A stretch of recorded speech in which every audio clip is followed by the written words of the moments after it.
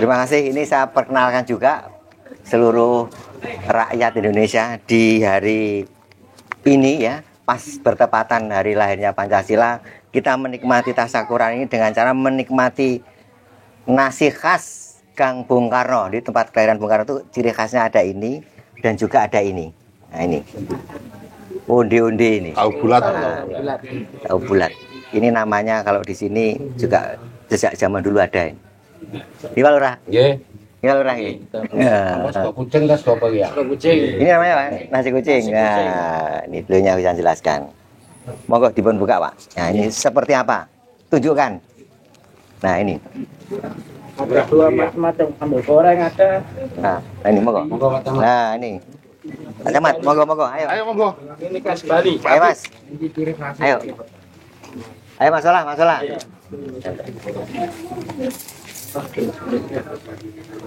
Nih.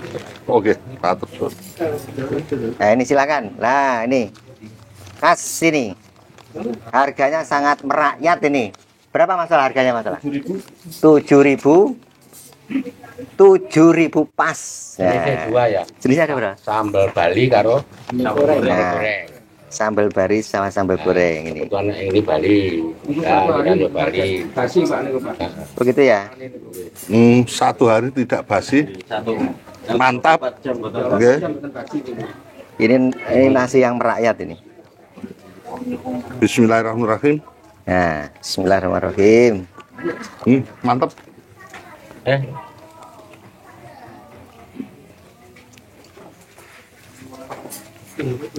Bismillah, Pak. Jos. Yang luar biasa. Ini jos Pak ini. Jombang untuk Indonesia Raya. Pak Habib komentar. Mengerti cara ya.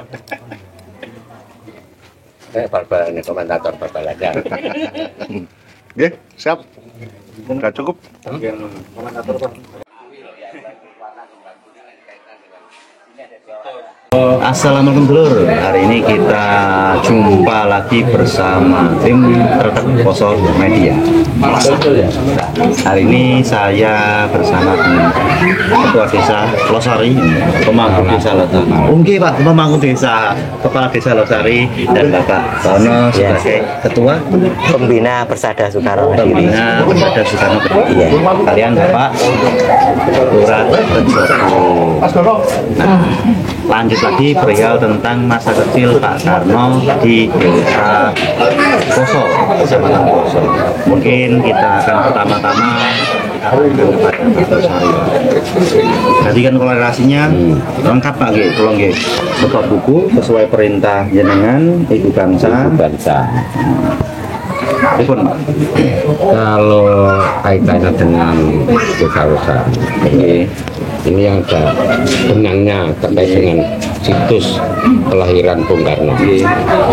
Bahwa tempat ini adalah perbatasan dengan wilayah Desa Losari. Yang di sini wilayah Desa Rojago, yang kepala desa ini Pak Sugeng. Nah, sebelah sana itu hanya dibatasi dengan sungai itu Desa Losari.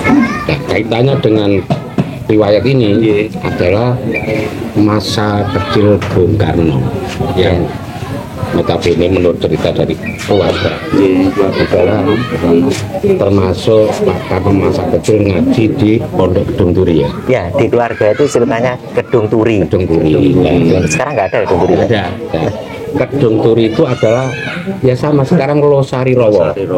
Itu kalau dulu Gedung Turi, sekarang Losari Rowo. Dan Losari Rowo kalau dikaitkan dengan keberadaan secara kewilayahan dengan pondok pesantren Majma' Al-Bahrain di Tidiang, itu sesuai dengan yang disampaikan dari cerita pihak keluarga bahwa masa kecil Pak Karno ngaji di Pondok Gedung Turi, Gedung Turi Losari Rowo, pesantren Majma' Al-Bahrain di Tidiang itu berada di dusun Losari Rowo, Desa Losari itu. Terus saking jenengan nggih Pak Tono, mungkin bisa cerita sedikit tentang pihak masa kecil Pak Karno untuk menyambung benang merah dari Pak Losari. Ya, perlu diketahui bahwa Bung Karno itu lahirnya tahun 1902. 1902. Ya, nggih. bukan 1901. Oh iya. Di mana? Di Surabaya. Surabaya mana? Ini Surabaya sini. di desa Berjagung sekarang ya. Jadi di sini.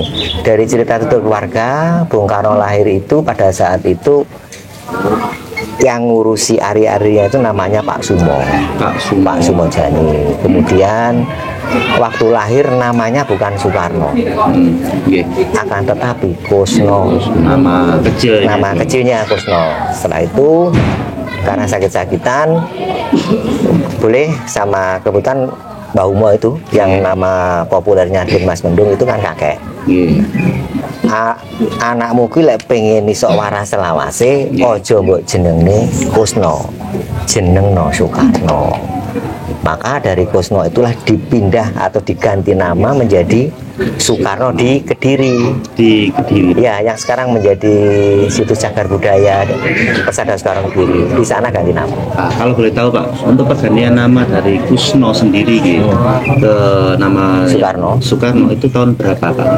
Itu sekitar ya kurang lebih 1902 akhir. Kan masih kecil si anak itu, sakit-sakitan. Oh nggih. Dibawa di Kediri. Tapi lahirnya di sini. Lahirnya di sini. Lahirnya di sini. Lajeng ketika Sakit-sakitan.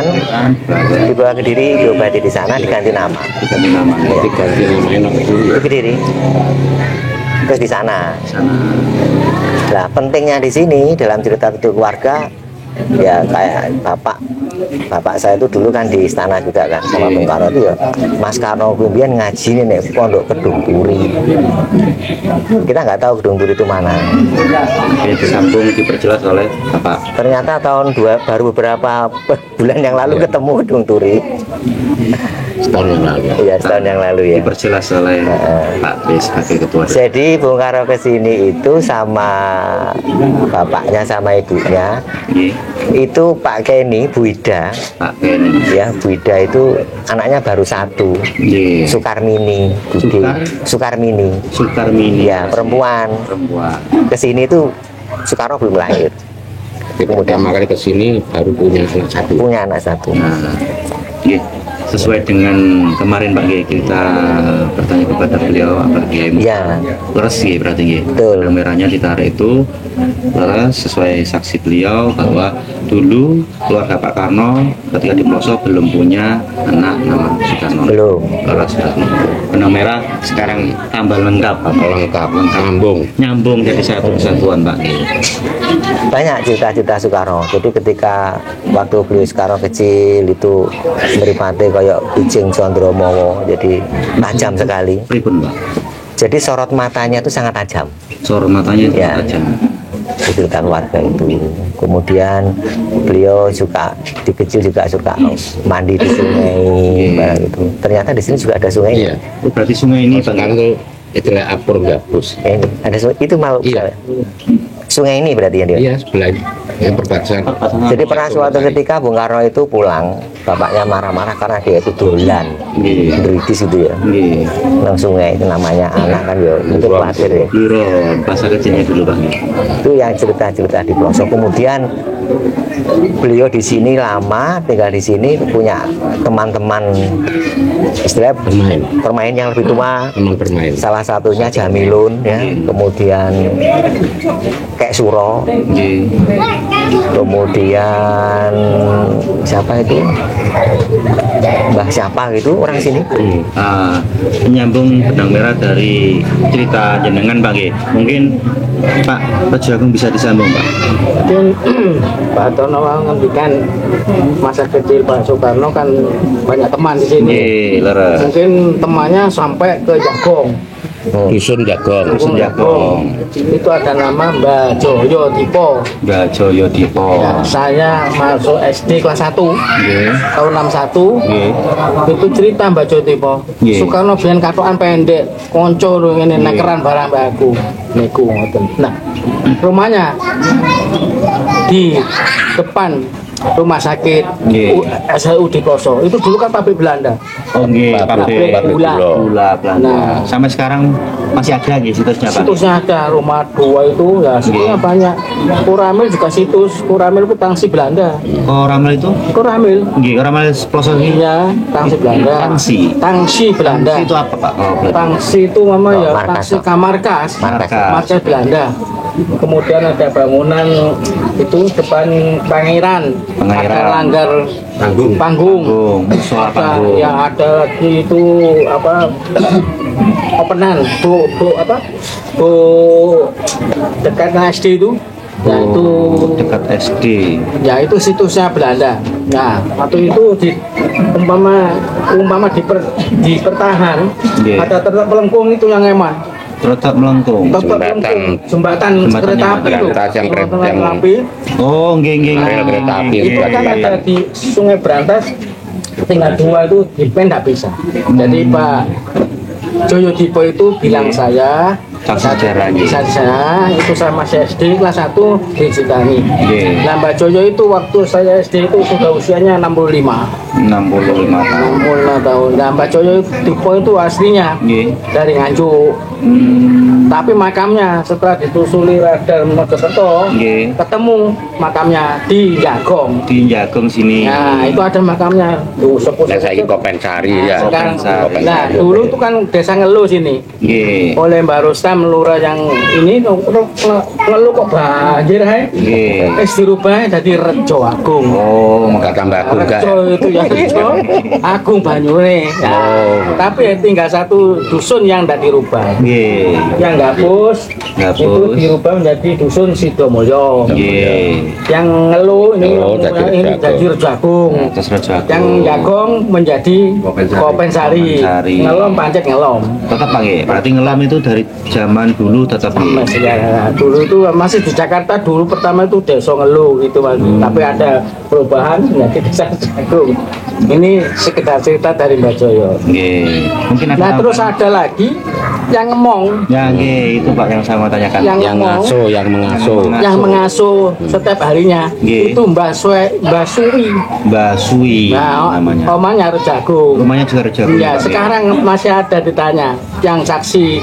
Beliau Ma- masih? Mbak Suwi sudah meninggal Mas ya. Dari Nah, waktu keluarganya pun. ya jadi Pak Karno dulu jadi presiden keliling Surabaya Nggih. mencari ingat Duh, Mbak Suwi itu yang rambut saya. Nggih. Nah, tapi enggak bisa jalan rumahnya di dalam. Nggih. Nah, itu yang cerita baru kemarin itu yang cerita yang rambut Pak Karno itu Mbak Suwi usianya sekarang 75. Masih hidup. Masih hidup, Nah, masih hidup.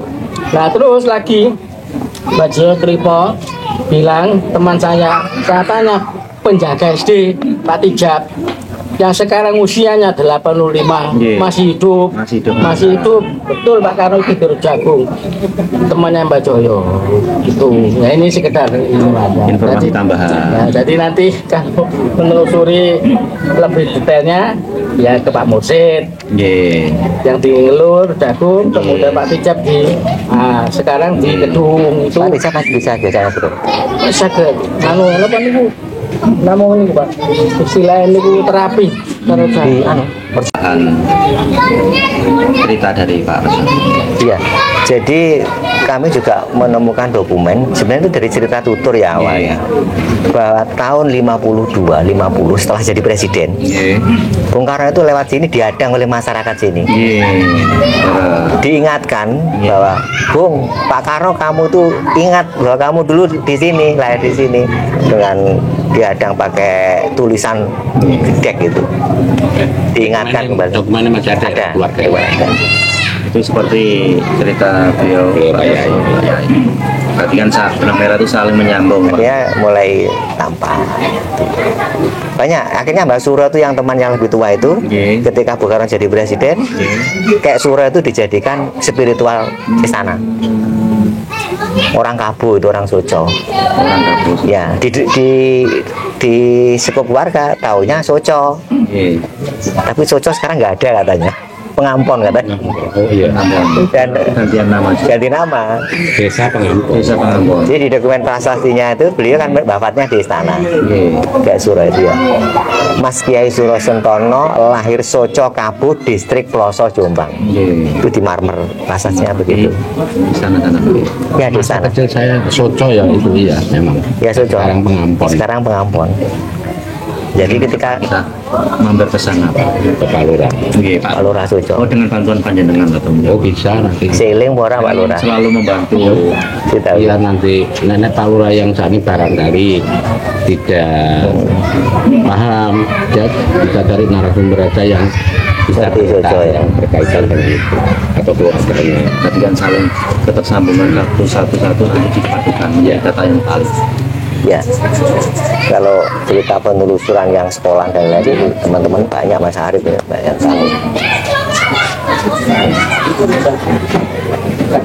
Ya Mas Arif ini yang menelusuri, ini penggiat. Saya Ari Gilianto. Kebetulan saya bekerja sebagai wartawan di Harian Birawa, dan di konteks penelusuran sejarah ini saya sebagai anggota tim ahli Jakarta Budaya Kabupaten Jombang. Beberapa tahun terakhir ini kita sudah melakukan penelusuran dan berkunjung ke Dalam Pojok, karena Dalam Pojok sendiri juga bagian dari instrumen penting sejarah Bung Karno di Ploso. Kemudian juga bertemu dengan Prof. Tajur Rizal dari Undar, itu yang menulis buku tentang Ibu Bangsa itu, sejarah Ibu Bangsa itu, dan beliau menyampaikan bahwa data ITB yang menyatakan tahun 1902 itu adalah data otentik. Nah, kalau kami sudah mempelajari beberapa, terutama di 3 dokumen ini. Satu dokumen berselit Pak Kenny, kepindahan Pak Kenny dari Surabaya ke Ploso, itu dinyatakan bulan Desember 1901. Nah, sementara dua dokumen yang lain, dokumen ITB dan tulisan tangan Pak Kenny sendiri menyatakan bahwa Pak Karno lahir Juni 1902. Jadi selip waktu ini yang tidak banyak diketahui publik sebenarnya. Makanya ini penting sekali bahwa mengklirkan bahwa Pak Kenny itu sudah pindah ke Ploso Desember 1901 dan lahir Juni 1902. Nah, 1902 itu di mana? Ya di sini. Persoalan penulisan nama Surabaya bukan Ploso, karena Ploso masuk wilayah Karesidenan Surabaya, maka penulisan kelahiran juga ditulis by Karesidenan. Nah, itu data otentik 3 ini juga diperkuat dengan cerita tutur keluarga yang meyakini bahwa Bung Karno lahir di Ploso. Kemudian ditambah juga dari cerita tutur warga sekitar tentang ada teman Bung Karno waktu kecil di sini, kemudian Bung Karno ketika lewat sini pernah dicegat, diingatkan oleh masyarakat Ploso bahwa Bapak dulu pernah di sini. Itu semakin menguatkan kami bahwa memang Bung Karno lahir di sini. Jadi semoga tahun ini kami dari TACB Kabupaten Jombang bisa melakukan kajian lebih serius untuk kemudian hasil kajian itu kita rekomendasikan untuk penetapan sebagai cagar budaya kepada kepala daerah. Terima kasih. Terima kasih. Hari ini kita sudah wawancara dengan beliau, para saksi sejarah dan para penutur sejarah masa kecil Bung Karno. Dan semoga ke depan cerita tutur dari masa kecil Bung Karno ini benar-benar dijadikan data yang valid, Mas. Dan semoga untuk awalan yang bagus ini tiap tahun ya Kecamatan Ploso untuk diadakan kegiatan Kelahiran Tanggal 6 dong. tanggal 6 kan berarti bacaan upacara di tempat Lahirnya Pancasila. lahirnya Pancasila di tempat lahirnya Bung Karno. Terima kasih. Ploso Maksat. rencana